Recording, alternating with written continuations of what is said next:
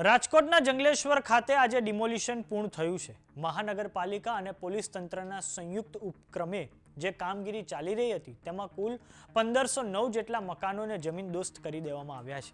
જંગલેશ્વરની જે શેરીઓ થોડાક સમય અગાઉ લોકોથી ધમધમતી હતી તે શેરીઓની જગ્યાએ હવે કાટમાળના ઢગલા અને વેરાન મેદાન જોવા મળી રહ્યા છે। આ ડિમોલિશનની કામગીરી દરમિયાન આરએમસીના એક કર્મચારીનો જીવ માંડ બચ્યો હતો। તો આવો જાણીએ સમાચાર વિસ્તારથી। નમસ્કાર, જમાવટ સાથે હું છું પાર્થ।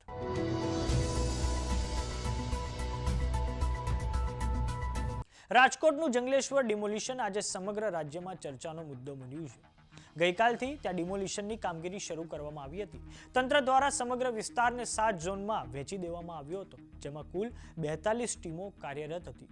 પોલીસના ચુસ્ત બંદોબસ્ત વચ્ચે એક પણ અનિચ્છનીય બનાવ ન બને તે રીતે આખો વિસ્તાર ખુલ્લા મેદાનમાં ફેરવાઈ ગયો છે।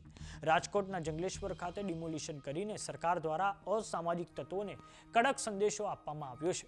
પોલીસ રેકોર્ડ પરના 11 હિસ્ટ્રી શીટરોના બાંધકામ જમીનદોસ્ત કરી દેવામાં આવ્યા છે। ગુનાહિત પ્રવૃત્તિઓથી ઊભા કરાયેલા 8 આલિશાન બંગલા પણ તોડી પાડવામાં આવ્યા છે। નદીના પટમાં જે ગેરકાયદેસર ઓરડીઓ બનાવીને ભાડે આપવામાં આવી હતી તેને પણ તોડી નખાઈ છે। અસામાજિક તત્વોની વાત કરીએ તો સમીર ઉર્ફે સંજય ઉર્ફે સંજલો જાવીદ જુનેજા, જે 12 ગુનામાં સંડોવાયેલો હતો, હાલમાં તે ગુજસીટોક અંતર્ગત જેલમાં છે, તેની 16 ઓરડીઓ તોડી પડાઈ છે। આ ઉપરાંત અન્ય એક આરોપી જેનું નામ છે સમીર ઉર્ફે મરઘો યાસીન પઠાણની 3 ઓરડીઓ તોડી પડાઈ છે, જેની પર અત્યાર સુધીમાં 14 ગુનાઓ લાગેલા છે। 2 વખત પાસામાં જઈને આવેલો છે, હાલમાં તે ગુજસીટોકમાં જેલમાં છે। આ ઉપરાંત અન્ય ગુનેગારોની વાત કરીએ તો 17 ગુનામાં સંડોવાયેલ આશીષ ઉર્ફે ગંધારાનું એક મકાન અને દિનેશ જીવાની એક ઓરડી તોડી પાડવામાં આવી છે। આ ઉપરાંત ત્યાં જંગલેશ્વરમાં જે બુટલેગરો હતા તેમના મકાનો પર પણ હવે બુલડોઝર ફેરવી દેવાયું છે। ડિમોલિશનની કામગીરી પૂર્ણ થયા પછી હવે કાટમાળ ખસેડવાની કામગીરી શરૂ કરવામાં આવી છે। ગઈકાલે 1000 મેટ્રિક ટન અને આજે 2500 મેટ્રિક ટન જેટલો કાટમાળ ખસેડવામાં આવ્યો છે। હાલમાં જ આ કાટમાળ દેવપરા વિસ્તારમાં એક ખાનગી પ્લોટમાં એકત્રિત થયો છે, જ્યાંથી આ પછી મનપાની ડમ્પિંગ સાઇટ પર લઈ જવામાં તેને આવશે।